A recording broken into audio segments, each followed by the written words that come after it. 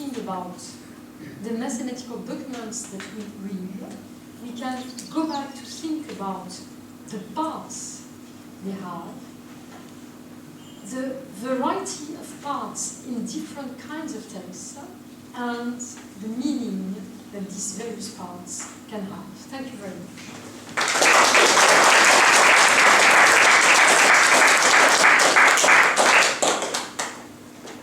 Well, thank you, Karine. I have to say no one has seized the opportunity presented by the technology. So we have 5 minutes for questions. Karine, if you're happy to identify people for desire, You mean that I should identify people? yeah, why not? In case I know them, but I don't know everybody in this room. Well, the people could give their names. Okay. We have a question at the back. I saw, okay. Yes, and my name is Sasha Borovik. My question is totally textological, although I do not understand a singular word in Chinese. Some of the slides which you showed, apparently photographs of manuscripts. Printed editions. Printed editions. They involve frequently some kind of something which looks like imprint of a seal. Yes. Is this indeed a seal? Is it actually some kind of library seal, or it is related, yes, like that, for example? So in fact, this edition is an edition that was, it's part of a collection of precious books. This is a sub-editorial project from a huge editorial project. It was an encyclopedia that was supposed to republish the gist of writings in ancient China, and these seals, as well as these seals, are the seals of either the private persons or the institutions that possessed that document. I see. Well, thank you. Jeremy? Could you put back up one of the lists of the 9 titles of the 9 treaties?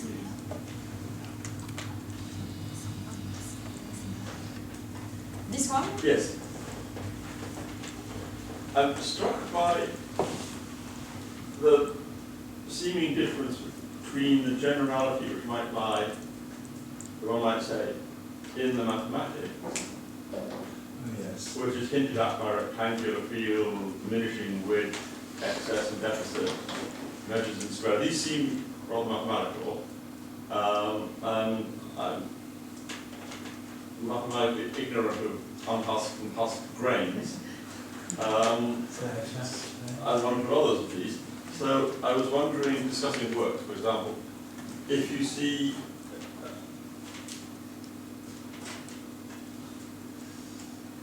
how you see these titles working. They play the structural role you described. And you said right at the start of your talk that sometimes these are removed from a problem context, something like that, and sometimes not. So is there an interesting story about these seemingly different kinds of chapter title, or is this an artifact of your English translation for me, as it were? It is not an artifact of the translation. In case there is anyone in this room who can read Chinese, you can see it's not an artifact. You speak to someone who wrote a paper entitled Generality over Abstraction. And we tend to read these things as having varying levels of abstraction, if I may reformulate what you just said. Now, in the 9 chapters, if we rely on how the commentators read the 9 chapters, they don't make any difference with respect to generality, whether something is written abstractly in our sense of the word abstract or not abstractly. So we need to distinguish generality and abstraction and we need to ask the question, where is there abstraction, not in our eyes, but in the eyes of Chinese practitioners, and why is there abstraction there and not there? But first of all, about the title Measures in Square. I have translated measures in square, but square is not right. In fact, measures in square refers to what one may describe as the writing of a system of n linear equation with n unknown, with the square of coefficients in a matrix form and below the constant coefficients. So the term Chang measures, it's not very easy to determine whether it's abstract or not abstract, but this procedure precisely is described, so it's the Gauss pivot, the famous algorithm which is the Gauss pivot to solve the equation. This procedure is described in the context of a problem that is dealing with various kinds of mills. The commentator starts his commentary as follows. This is a universal procedure. And you may remember that the other occurrence of the term universal procedure is after the procedure I called support in English, and which is outside the framework of the problem. And the commentator goes on. If we express it in what I could translate as abstract terms, it would be difficult to understand. This is why one ties it to Millet to make it understand. And what happens is that one can show that the formulation of the problem yields a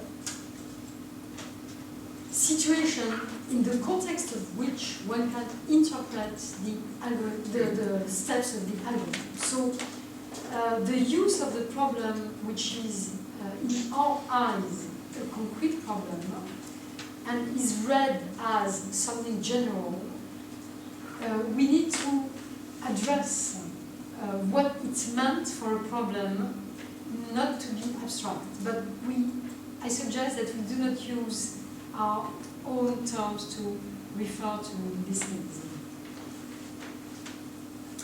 I could go on and comment that grains were certainly a key thing in the economy of the ancient Chinese government, and it was certainly a key thing in the definition of measuring units, and the equivalences between different kinds of grains was a key thing for tax payment and so on. And it is in this context that it is in this context that a very abstract concept, which is a concept of number defined relatively to other concepts of numbers, is introduced. And in fact, it's not only introduced in this context, but it is used in this context and in relation to tax payment. I think we have time for one quick one. Am I right in assuming that the number 9 of the 9 chapters is not an accident? You're absolutely right in assuming that 9 is not an accident. Okay. If this is so, what does this mean for the possibility of developing this thing further within this practice?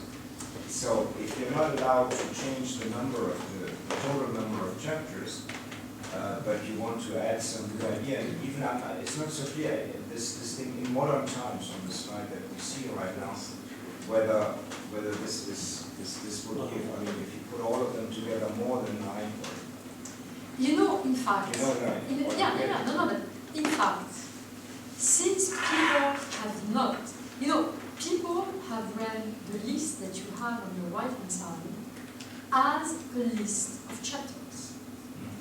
And so they have not commented upon this problem precisely that you are raising. In my view, these things are candidates to replace the final chapter by another one. And now to go But back, you have to replace. this is my interpretation in relation to my interpretation of this text and its meaning. Because since the two things have the same list, it's very difficult to distinguish them. But I do believe that you must distinguish them, and that you can distinguish them, and that this allows you to capture the mathematical meaning of a chapter. So a chapter is not something in which you get a thing, but it states something by the fact that you are putting at the beginning of a chapter something specific. So, where you ask, is there room for further development? I could not develop. Let me go back to something that I have not developed. I could not develop a comment on this thing. But you read here, as for what is called U, there are 9 flowing from it or developing it. Then we have a list of the chapters. They, all, and then you have a fundamental operation. Oh, sorry. And a second fundamental operation, and a third set of fundamental operations, and a fourth fundamental operation.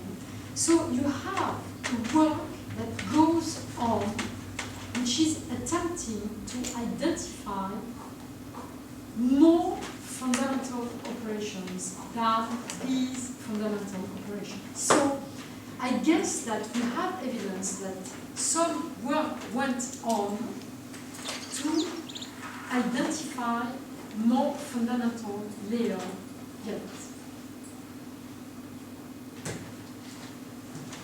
So in this way you get a tradition with a project which is to identify the most fundamental operations. But again, most fundamental operation, we should not approach this expression in an anachronistic way.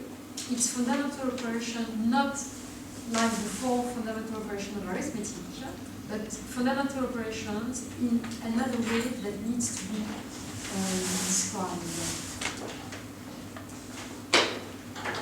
Well, we should have some lunch now. We're going to start. But they throw us out at 5:30 without any argument, so we have to be pushed to time, otherwise they'll have to. So we'll thank Karine and have our lunch.